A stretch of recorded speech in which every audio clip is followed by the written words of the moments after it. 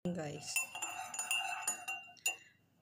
yung alaga ko, tinatanong ko kung anong gusto niyang baon.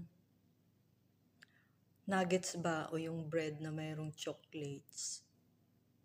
Tapos cucumber na mayroong labne. Parang hindi kasi nasagot. Gumaganon lang siya. Nakafocus kasi dun sa pinapanood niya sa TV. Tapos, ginawa ko yung nuggets. Pati cucumber. Agoy.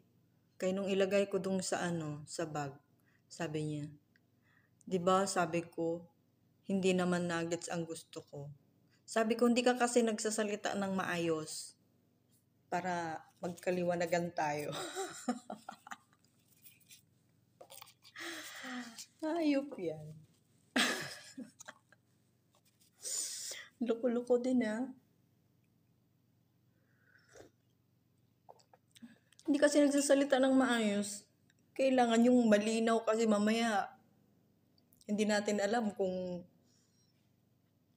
bingi ba ako o ano.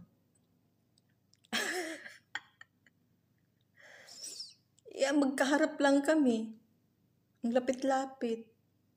Ay, naku, batang to.